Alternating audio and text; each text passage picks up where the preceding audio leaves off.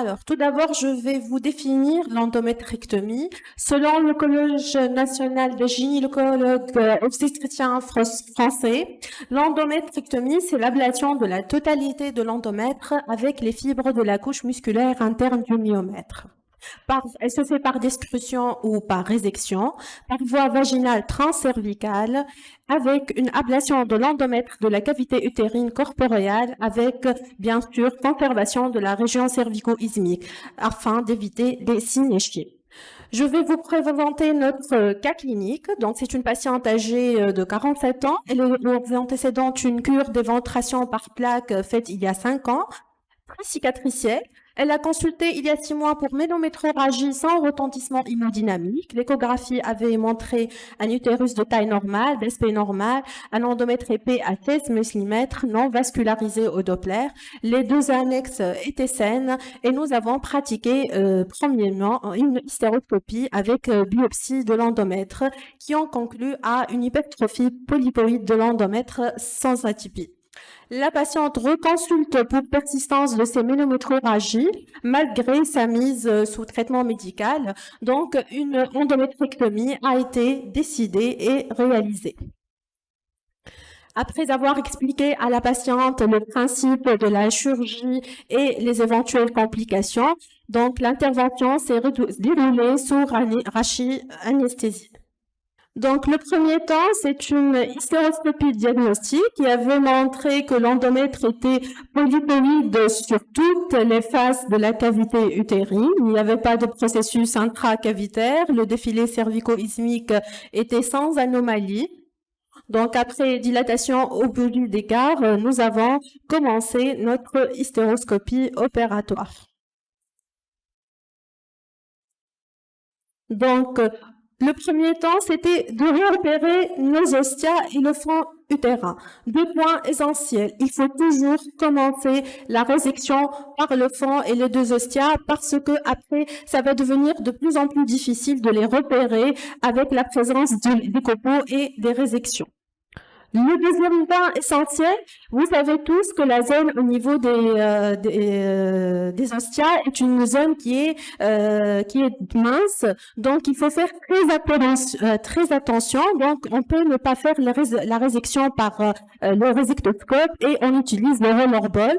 D'ailleurs, plusieurs chirurgiens utilisent le rollerball pour faire la coagulation du fond utérin et de la zone au niveau des ostias. Nous, dans notre vidéo, nous avons fait une résection avec le résectoscope classique, mais tout en faisant être très vigilant pour ne pas perforer.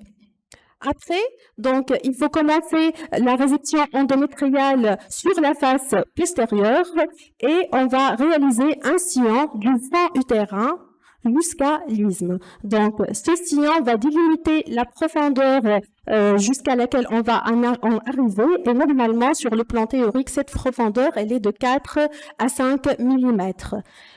Donc, on va arriver à un niveau de couche donc musculaire superficielle qui va apparaître blanchâtre et qui est dépourvue de superposition de cellules glandulaires rougeâtres. Là, on sait qu'on a enlevé tout l'endomètre et on est à ras avec la couche superficielle musculaire. La résection endométriale va continuer donc dans le sens des aiguilles d'une montre, donc en prenant la face postérieure, le bord latéral droit, la face antérieure et le bord latéral gauche. Donc cette résection doit être faite d'une façon douce. Et au niveau des bords latéraux, il faut éviter les pellicules utérins, donc il faut être très vigilant quant à la résection endométriale au niveau des bords latéraux.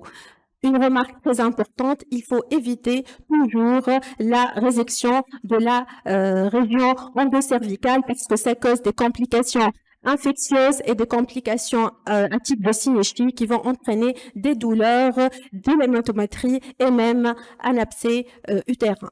Pour finaliser notre résection, donc, il faut régulariser toute la cavité utérine Et si on a une hémorragie ou un vaisseau qui saigne, donc on peut faire l'hémostase électivement. Pour les copeaux, donc on peut finaliser l'endométrectomie par l'ablation du copeau en dernier lieu. On peut, quand on a beaucoup de copeaux, les mettre contre le fond utérin et puis on va les enlever en fin d'intervention.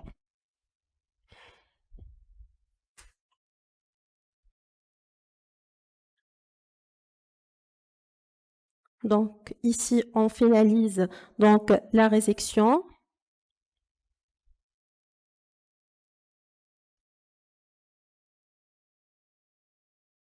Donc il faut enlever l'endomètre de tous les reliefs qu'on a mis.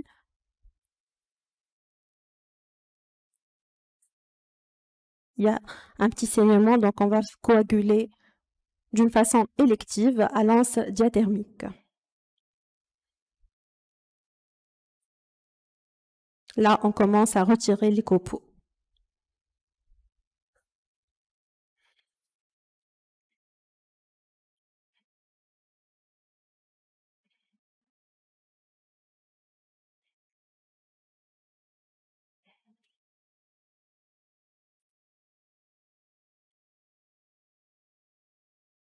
Il faut s'assurer qu'on n'a pas laissé un tissu endométrial.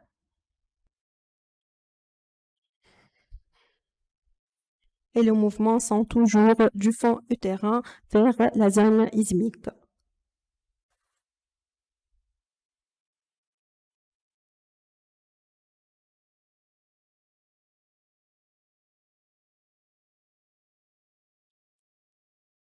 Alors, on va résumer un petit peu les indications de l'endométrectomie. Ce sont les ménométrorragies d'origine fonctionnelle ou organique bénigne, échec ou contre-indication au traitement médical et l'absence de lésions, bien sûr, intracavitaires ou myométriales, fibrome, adénomiose. L'endométrectomie, c'est une alternative facile à l'hystérectomie. Les contre-indications absolues, c'est la suspicion de lésions néoplasiques. On peut pratiquer une endométrectomie qu'après innocenter notre endomètre. Et bien sûr, le désir de grossesse est une contre-indication à l'endométrectomie.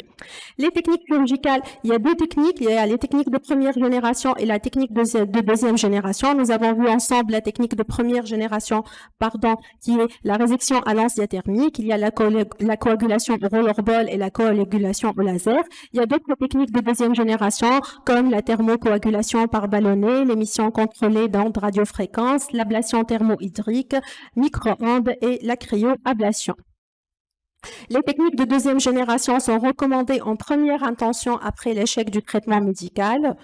Donc, nous avons vu ensemble la résection à l'anse thermique. Voilà la coagulation au rollerball, donc qui est préférentiellement utilisé au niveau du fond utérin et au niveau de la zone des deux ostias. Une petite remarque pour les électrodes bipolaires. Comme vous savez, donc l'hystéroscopie opératoire se fait dans un milieu qui est le glucocole. Il y a quelques complications liées au glucocole. Donc, on peut utiliser maintenant, si on en dispose des électrodes bipolaires, donc avec comme milieu, c'est le sérum physiologique. La coagulation au laser, c'est une bonne alternative, mais toujours, bien sûr, il faut évaluer notre endomètre. Donc, il est comparable à la résection à l'anse en termes d'efficacité, moins de complications péropératoires, mais le coût il est élevé, la durée de l'intervention elle est plus importante et bien sûr il y a une nécessité d'un chirurgien bien entraîné. Je passe sur la thermocoagulation par ballonnet. Aussi, il y a la radiofréquence. On voit aussi il y a la technique de l'ablation thermohydrique. Et finalement, il y a aussi la cryoablation. Les complications, quelles sont les complications de l'endométrectomie? C'est la perforation utérine, l'hémorragie, la surcharge liquidienne, les lacérations cervicales et les sténoses cervicales, l'endométrite, les lésions des organes de voisinage, les synéchies et enfin aussi on a vu des embolies gazeuses, mais elle reste une technique élégante et plus facile et c'est une bonne alternative à l'hystérectomie. Je conclus, la bonne indication thérapeutique est le meilleur garant du succès. Nécessité d'un diagnostic anatomopathologique.